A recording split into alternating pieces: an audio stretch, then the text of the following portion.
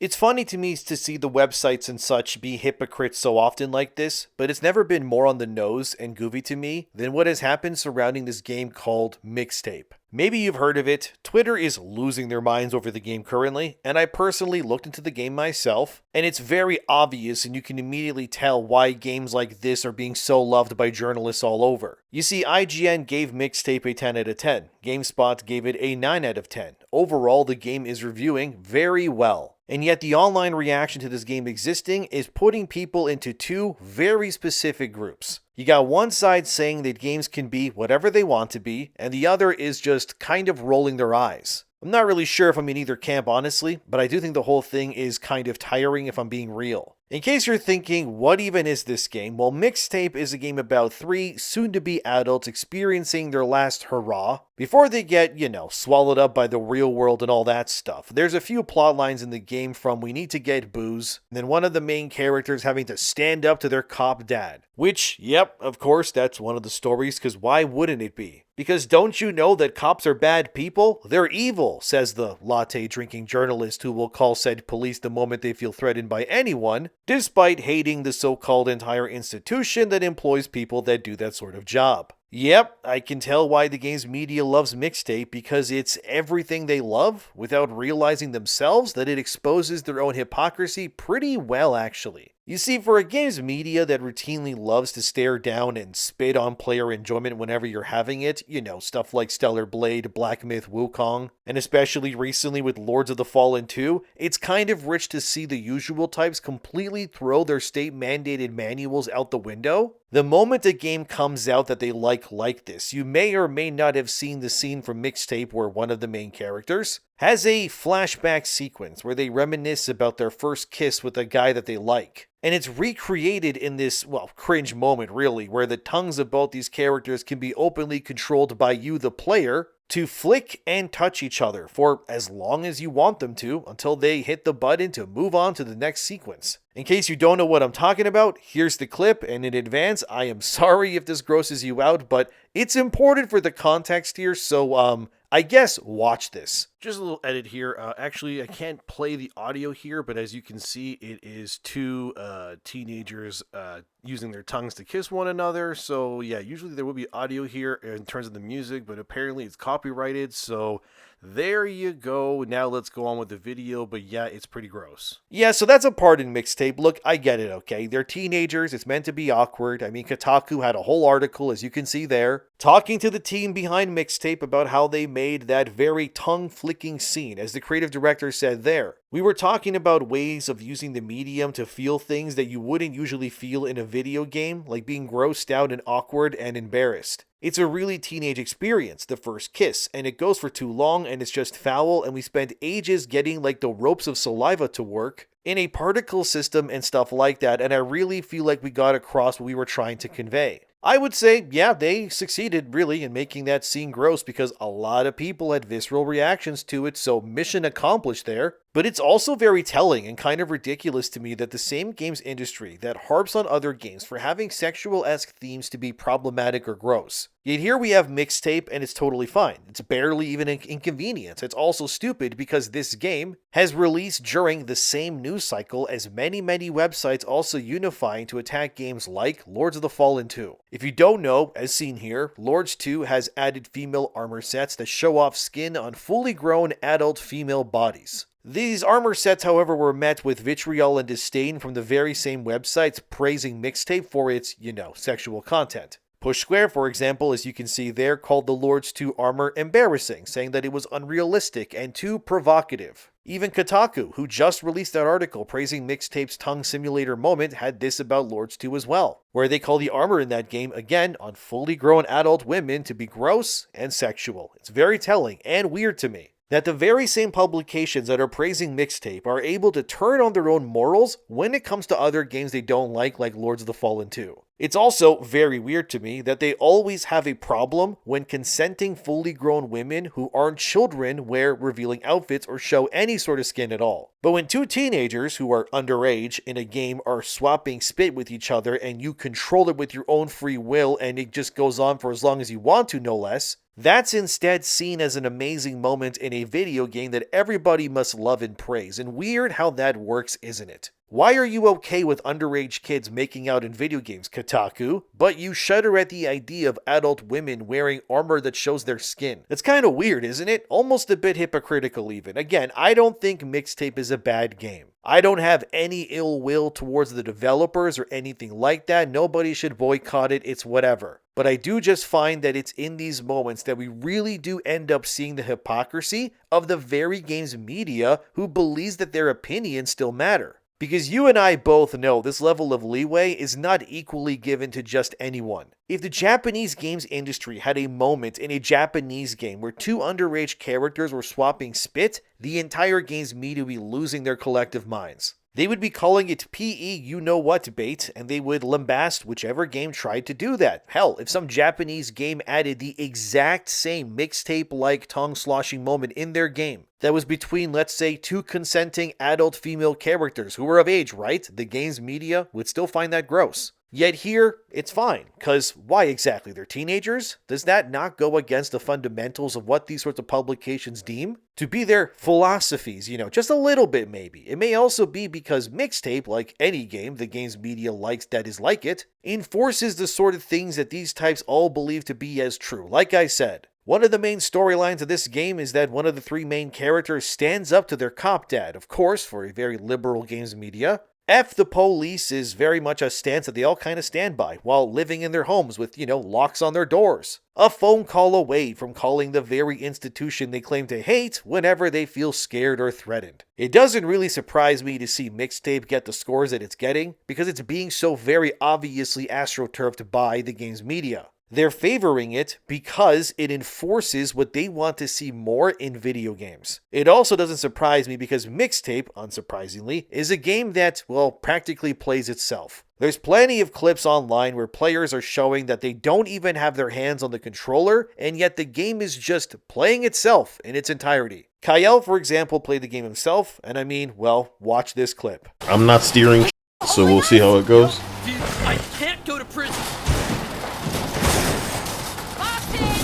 So I'm not really doing anything. I'm not really touching anything. I'm not really I'm not touching, my... Want me to clap for you?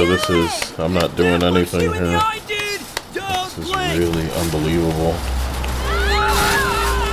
So I don't have to do it. This is me clapping my hands here. And, this is why IGN loves this, I guess. Because, this is the clap stream for me. And wow, dude, look, whoa, what a game, huh?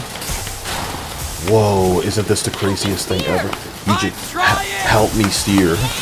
The AI is helping, bro. So as you saw, you don't have to do much when playing it. It's barely even a video game. All the so-called danger is just window dressing. It's the perfect game, if you will, for games journalism. Because you can't lose. You require zero skill to play it, and you can complete it by, quite literally not even touching the controller. Which has led to a lot of people online asking, well then, why is this a video game? Why indeed, dear internet? Because I agree with you actually. This is basically a Netflix movie with the most surface level gameplay interaction we have seen in a hot minute. It's as if the interactive movie game, which has been a genre for a long time, I know that, is almost, I guess, regressing even. I mean, there's an audience for games like this. I mean, Detroit Become Human comes to mind. However, Detroit is, at the very least, a real video game that has, replay value and actual choices that matter. Like in Detroit, your characters' lives are quite literally in your hands as you play that. You get to decide who lives and dies. What happens to whoever is in the game, and it's really up to you whether anyone makes it to the credits or not. And then you can replay Detroit and do a completely different playthrough, where maybe you want to see how badly you can ruin the characters' lives in the game as fast as possible too. Or maybe you want to make them all survive, make them all villains. It's all up to you, right? That's real player choice. There's actual intricate systems at work there that also permeate through the entire game structure. So I get that. I'm not going to harp on Detroit or say something like, Heavy Rain is bad, because these games, at the very least, actually allow for distinct player choice, which in my opinion is important when you're playing a video game, especially one that's like that. Because player choice and you interacting in a way that is beyond surface level nonsense is what differs a game from, say, a movie or TV show. Mixtape is, come on, it's barely even a video game. It's borderline just a movie, where you have to hold a controller at times to just justify its existence in the medium that you're playing it within. You also just can't fail in Mixtape, because anytime you deliberately actually go out of your way to fail the game, like say running into a car while you're on your skateboard or something, the game just stops everything, it rewinds you back, and then just makes you play again so that you can avoid it this time, which at that point, if there's really no consequence, there's no actual choices that matter, then why is this even a video game, and again, not just a movie? I think it's pretty simple. It's because these sorts of games are like catnip to the game's journalist types. It reinforces what they want in games, which is essentially, they want Netflix movies with achievements. They don't want games that really challenge them either. They're kind of akin to a grandma who really likes Candy Crush, but looks really confused at like Super Mario jumping. It's not that it's a bad thing, it's more so just eye-roll worthy. It also dilutes what video games are meant to be, which is, actual video games and not barely thinly disguised Netflix slop. What this backlash or controversy, I guess, comes down to really is how you have two completely different visions for what video games are meant to be, and how the games journalists reward one side of the aisle far better despite being less game than the other ones. Again, Mixtape got a 10 from IGN, yet you have Crimson Desert, a very video gamey game that got a 6 out of 10, and that's okay? Not really. Because you can't just walk forward and beat Crimson Desert. Mixtape is like designed for that one guy who couldn't beat the Cuphead tutorial. It's as if we're reaching the event horizon of slop is the point. People want mechanics and player agency and real systems and depth. And places like IGN, they want cinematic experiences that are guided narratives or interactive television pretty much. And yet again, we are finding ourselves at the intersection of stupid because the gaming media is absolutely fascinated about a game where they barely have to play it at all. While everybody else is thinking, where's the actual game? To be fair, Mixtape has a style, its presentation is polished, the music-driven atmosphere is strong, I get that. And that's going to work for some people, it's not really the issue here. The issue is the pattern that surrounds games like this. Because every time a heavily cinematic, mechanically light game experience appears that doubles down and enforces the belief systems of these journalists, they immediately treat these sorts of games like they are the future of the medium. But if you ask me, if we reward and believe that games like a Mixtape are the future of video games, we are essentially advocating for the removal of what makes video games interesting in the first place, what defines them even. Because for many, gameplay is not some secondary feature in a game, it is the foundation of what it is. It's the unique thing that separates games from every other entertainment medium in the world. And when you remove or dilute what is the core reason to play a game, the meaningful interactivity I mean, you're now not leveraging what makes games unique anymore. And yet, over the last decade and then some, we have seen a growing trend where some of the loudest praise in gaming media goes towards titles that, minimize gameplay friction in favor of stuff like the narrative flow or the scripted sequences that you can't fail and the highly curated experience overall that barely has any variations to it whatsoever. I'm not saying that Mixtape can't exist, but what I am saying is we need to be honest with ourselves and realize that by these journalists praising these sorts of games with the inflated scores that apparently bring it in line with the greatest games of all time somehow, they are just trying to actualize and push something to become the meta when again, it's barely a video game at the best of times. Not to mention for a game set in the 90s, the game routinely also uses phrases and ways of talking that are sort of 2026 coded, which is against the time period that it takes place in. I get it, right? These conversations are new. We've seen this before with walking simulators or heavily cinematic AAA games. But instead of asking, is this going to be the future? I think what we need to be asking is, what should gaming truly prioritize these days? Because there's a growing perception among many that parts of the industry are no longer valuing something like gameplay as the core pillar of the medium. Which, with Mixtape getting 10s, yeah, that kind of proves this. Instead, it feels like games are increasingly getting praised for just feeling, I guess, safe or cinematic, but it's never about the gameplay. Because the gameplay in Mixtape is very, very surface level. Like, this game is perfect for people who don't want to buy it or support it either, by the way. It's kind of the perfect, you can just watch this on YouTube kind of game, because again, it's like 2 hours long. Has basically no gameplay that is remotely challenging, and you can just watch it as if it was, again, a Netflix movie or something. Which in turn, in my opinion, I don't really think Mixtape will make much money in the end anyways. Like, the game is $20. But even on Steam, the game, despite the conversation surrounding it right now, as you can see, the game currently has about 2,167 players as I record this. I know, it's an indie game, so they don't need 100,000 concurrent people to be successful, but still, it's not exactly, breaking the mold or anything here at all either. It's pretty obvious why these games are celebrated by games journalists too, because cinematic games are often far easier to discuss critically as well, because they resemble the traditional media structure that everybody's already familiar with. It's like discussing a film's pacing or a television show's dialogue, right? The emotional arcs and the carefully managed tone. They're all going to be pretty much the same for everybody, as if they were just, again, watching a movie, because, well, that's kind of what they're doing anyways. This makes it far easier to analyze through the same frameworks that critics already use for, say, movies and television, like I said, because anyone can watch a movie and get through it, or a TV show, because there's no barrier to entry. You just got to sit there and watch it. You can suck at video games and still finish Mixtape, because the game is about as challenging as you sitting down to watch Love is Blind season God knows what they're on now. But when it comes to like mechanical depth, on the other hand, that's a lot harder, because gameplay systems are usually messier. And the player-driven experiences that a lot of us want more games to be like, obviously, are also unpredictable. Look at Dark Souls. And mechanically rich games don't always fit neatly into prestige media conversations either. Also, you aren't going to have many games journalists sitting around discussing a more, mechanically heavy game, because that would kind of require them to actually play video games more and beat them. And asking games journalists to play an actual video game is taboo now, I guess, but the other problem is that this is all a double standard too. A lot of people online are noticing a major inconsistency in how games media reacts to different types of content. Remember when I brought up Lords of the Fallen 2's armor sets, or you could even bring up Stellar Blade, and how the game's media got really mad at Eve in that game being too hot or unrealistic with her outfits? They always go against attractive characters or like fan service aesthetics, especially when those elements involve adult female characters, which is weird to me. But whenever games are built around emotional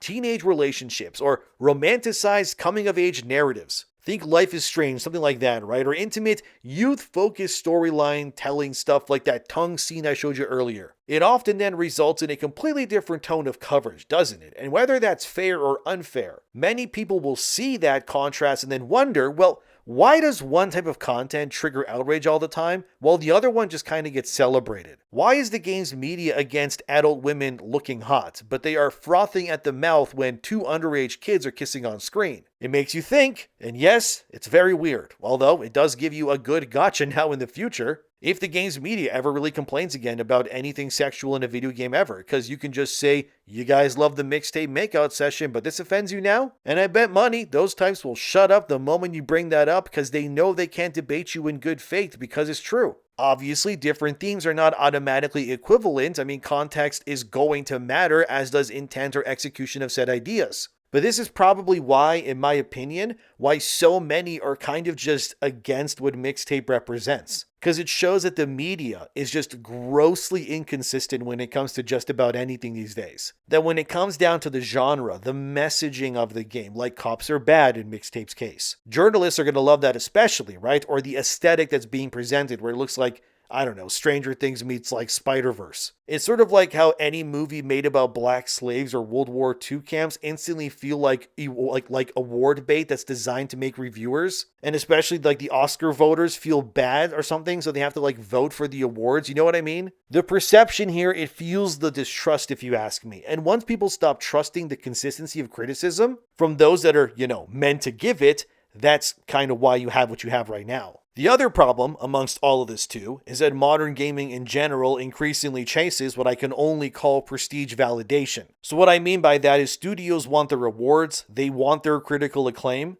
They want, I guess, I don't know, cultural legitimacy, right? And cinematic storytelling often becomes the easiest path forward that recognizes not all the stuff they want and whatever else. The problem is the more games prioritize passive consumption over active engagement, the more that the industry risks diluting what makes games special in the first place. But frankly, I don't think they care either way. The fear is the industry will continue to slowly drift and prioritize experiences that are maybe visually impressive, that are curated emotionally, right? But at their core, they're just going to be mechanically shallow. Which means that gameplay becomes secondary to the presentation. And every time a game like Mixtape reviews massive praise, before people have even seen much meaningful gameplay get way lower scores, well, that fear is just going to keep getting reinforced. So this is why I think Mixtape has had the reaction that it's had online so far, because players don't really feel like they're debating one game with this. They kind of feel like they're debating the future direction of the media itself almost. Like, should games evolve into cinematic art experiences more, or should they remain fundamentally rooted in interactivity and systems? Because that's what, by definition, a video game is supposed to be.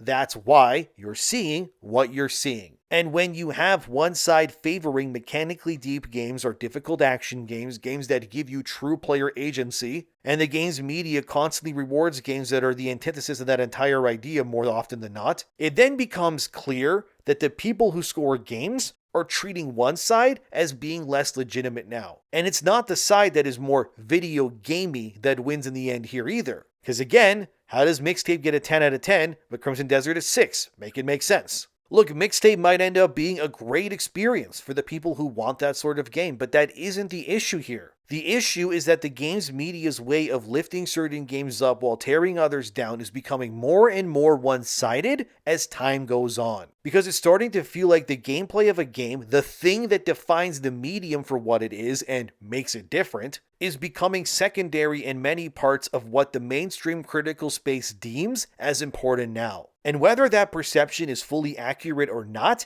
it's leading to a lot of bad actors trying to mask their incompetence at what games should and can be, when they're slobbering over a Netflix movie where you push forward every now and then at best. But it's also reshaping how audiences will engage with games media itself, and I think we need to be careful here. Video games became the largest entertainment industry in the world because they offered something that no other medium could. And if the industry ever loses sight of that, it risks turning games into something far less interesting than what made people fall in love with them in the first place. And that, in my opinion, is the core of why you're seeing what you're seeing when it comes to Mixtape. It's not a bad game, it might not even be much of a game at all, but either way, it doesn't take much for things to fall to one side. And right now, I'm hoping people realize we need more games that are actually games, and not whatever this thing is supposed to be. But what do you think? Let me know. Thanks for being here. Subscribe if you'd like to, and I'll see you next time.